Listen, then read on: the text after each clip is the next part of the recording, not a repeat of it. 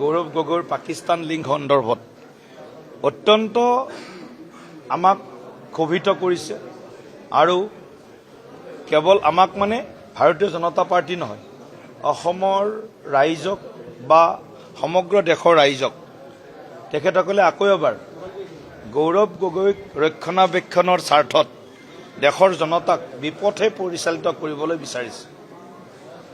কাৰণ গৌৰৱ গগৈৰ পাকিস্তান ভ্ৰমণ বা পাকিস্তান লিংক এইটো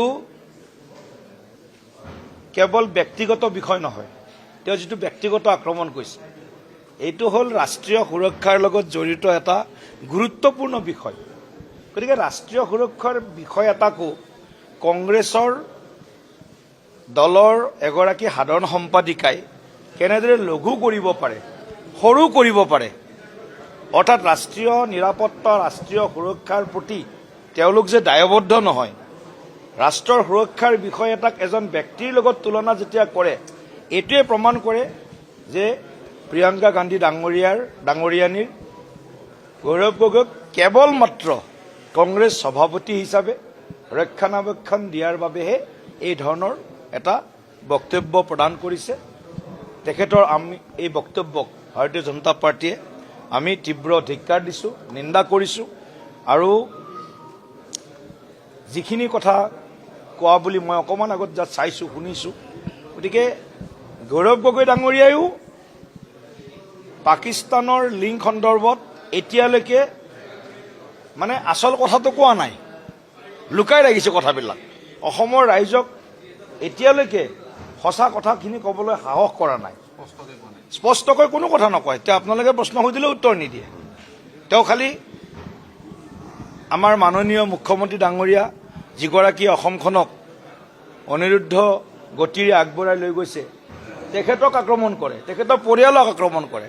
আমি গৌৰৱ গগৈক আক্ৰমণ কৰা নাই, আমি আক্ৰমণ কৰিছোঁ তেওঁলোকৰ যিটো ভাৰতৰ প্ৰতি বা দেশৰ প্ৰতি তেওঁলোকে সময়ে সময়ে সংসদৰ ভিতৰত সংসদৰ বাহিৰত যিধৰণে আপোচ কৰে দেশৰ সুৰক্ষাৰ ক্ষেত্ৰত, আমি সেই প্ৰশ্নটো তেওঁলোকক কৰিছোঁ। সেই প্ৰশ্নৰ উত্তৰ তেওঁলোকৰ লগত নাই। কাৰণ ৬২ চনৰ পৰা যদি আমি আমাৰ পূৰ্বাঞ্চলৰ ইতিহাস চাওঁ, কংগ্ৰেছ দলে সদায় উত্তৰ পূৰ্বাঞ্চলৰ প্ৰতি তেওঁলোকৰ যিটো সংবেদনশীলতা থাকিব লাগিছিল সেই সংবেদনশীলতা মুঠেও নাই, তিল মাত্ৰও তেওঁলোকৰ সংবেদনশীলতা নাই। গতিকে সেই দলটোৰ আজি এজন ৰাজ্যিক সভাপতি যেতিয়া এই ধৰণৰ ভয়ংকৰ ৰাষ্ট্ৰীয় সুৰক্ষাৰ লগত জড়িত এটা বিষয়ৰ মাজত সোমাই পৰে, কংগ্ৰেছ দলৰ নেতাই সেই সময়ত সম্পূৰ্ণ যিটো আমি কওঁ চুপ্পি চাদি হিন্দীত কওঁ, সম্পূৰ্ণ মৌনব্ৰত কৰিলে। ৰাহুল গান্ধীৰ কোনো ষ্টেটমেণ্ট নাই আজিলৈকে,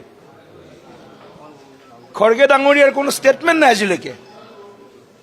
গতিকে এইটোৱে সূচাইছে যে আমাৰ যিটো অভিযোগ বা চাৰ্জশ্বিটত যিবিলাক বিষয় আহিছে এইবিলাক বিষয় হয়তো তথ্য সহকাৰে প্ৰমাণিত হৈছে আৰু সেইকাৰণে তেওঁলোকে এইবিলাক বিষয়ত মাত নামানি তেওঁলোকে অন্য ধৰণে গৌৰৱ গগৈক সংৰক্ষণ দিয়াৰ বাবে তেওঁলোকে চেষ্টা কৰিছে। কিন্তু ৰাইজে ইয়াৰ প্ৰত্যুত্তৰ নিশ্চয় দিছে বা দিব।